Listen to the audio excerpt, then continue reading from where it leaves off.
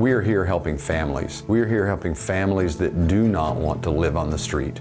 They want to get back up, get going, get stable housing, get a job, and live like the rest of us. We provide case management services in these facilities so that folks can get back on track. They don't come here and just hang out. We give them clothing, we get them set up, very, very proactive in working with them to get housed. We actually have 3 properties. We have St. Francis House Emergency Shelter, which is for families and single women.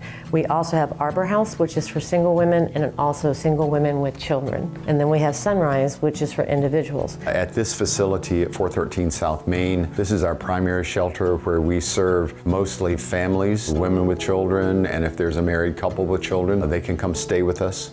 We sleep 35 people a night here. As last night and tonight, we host a thing called Cold Night Shelter. If the prediction is under 45 degrees, we will open the dining hall to put out cots so that people from the streets can come in and sleep here. We also provide a meal 365 days a year.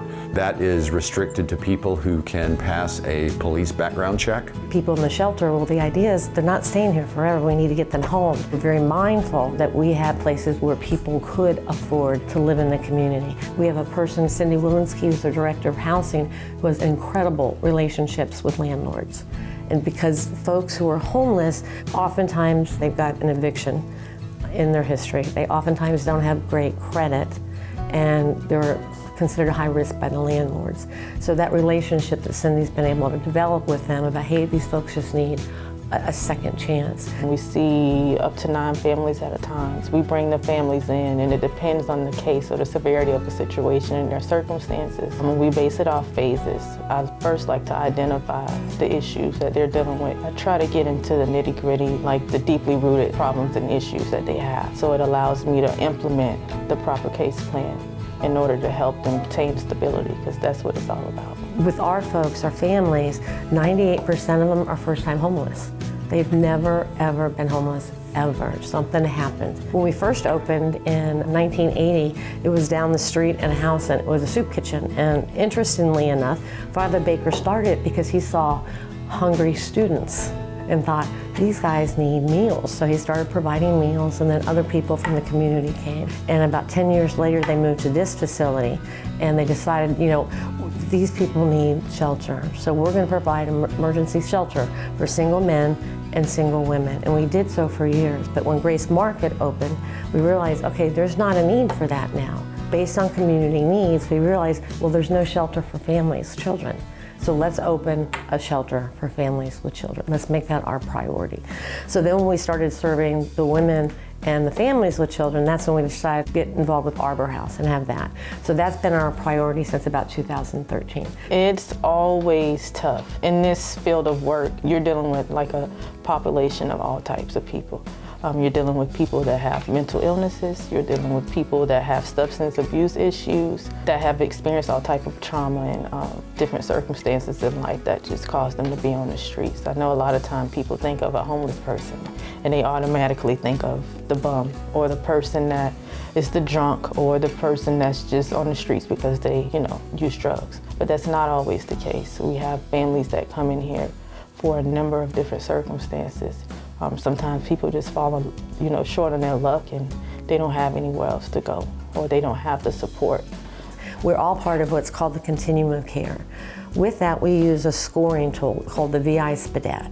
And what that does is it measures who are the most vulnerable. And that's how we get, you know, folks come into shelter and then we move them to housing. All of our caseworkers are trained in what we call trauma-based care to recognize that they may not be having a good day. And I have the utmost respect for my case managers because they hear some pretty horrific stories about what people have gone through. One interesting thing about being a family shelter is people might say to you, well, family shelter, I don't see homeless families on the street.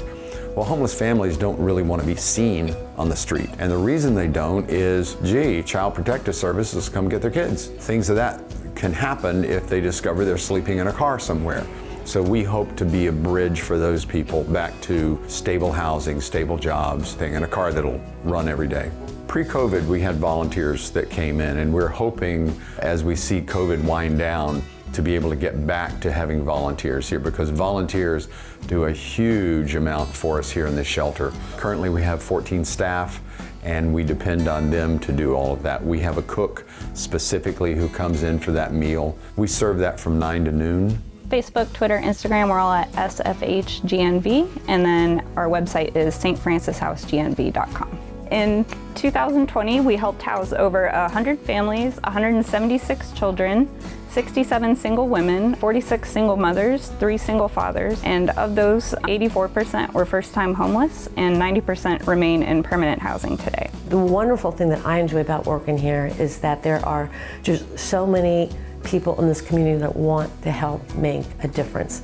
We have so many resources available to partner with, and that's great because sometimes people compete instead of collaborate, and I really feel like Gainesville is a great area in terms of agencies being truly committed to collaborating.